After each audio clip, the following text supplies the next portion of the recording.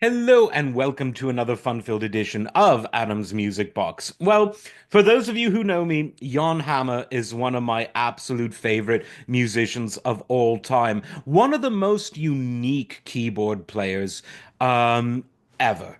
Now, he was someone who wrote some films for movies that came out in Czechoslovakia in the 1960s.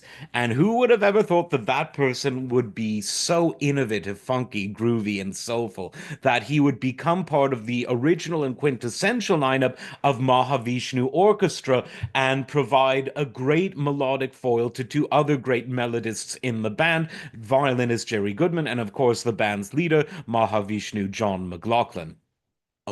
Now, that original lineup was meteoric because people fought over royalties and so forth, but that didn't really matter for Jan Hammer fans because his solo career was amazing. And there is so much interesting stuff that he did as part of his solo career. Definitely check out the first 7 days, a very biblical synth album, the Jan Hammer Group's album, Oh Yeah, the other Jan Hammer Group album, one of the best albums of the 70s, I would say, an album called Melody from 1977. Then he did some sort of rock fusion albums that lean more into the rock side.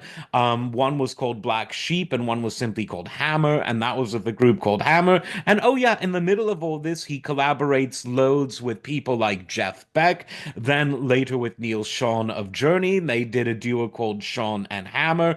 And of course, he was someone who did a lot of recording with the great drummer, my favorite of all time, Tony Williams, on and off. And there's actually a great video of them from, I think, late 80s, early 90s, of them just absolutely owning it. It's on YouTube. You should definitely check out Jan Hammer with Tony Williams. But he wasn't done there. If Tony Williams and Neil Sean and Jeff Beck and Mahavishnu Orchestra wasn't enough, he was also the composer of all of the underscores and main themes to Miami Vice, a unique show that used music from the world of pop, rock, and soul and R&B throughout the show, but that also had an original underscore and theme song, which was, of course, composed and played by Jan Hammer.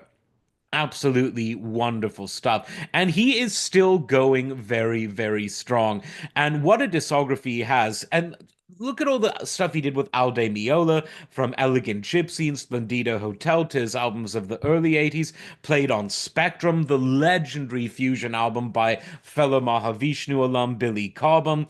He played on Stanley Clarke's self-titled solo album, played on Harvey Mason's wonderful Earth Mover album, Big City, the great Lenny White album, he was on that. He played piano, acoustic piano with Elvin Jones, played with Tommy Bolin, who later on joined Deep Purple, played with Mick Jagger, played with Steve Lukather, played with Joni Mitchell. Who hasn't he played with? He's played with everyone cool. And he's done so without ever really becoming a kind of person that most people would recognize if they were standing behind him in the grocery store. But those who know would know. And he's not a shabby drummer either. Very distinctive sound as well. So he's really someone who's multi-talented. So check out, you'll know the Mahavishnu stuff probably. Check out all of his solo stuff. Jan Hammer Group, the stuff just under Jan Hammer, the stuff under the band Hammer, the Sean and Hammer stuff, all excellent. What a virtuoso. And he couldn't write a boring song if his life depended on it. Always exciting as hell. As always, like, subscribe, and we'll see you next time. Take care.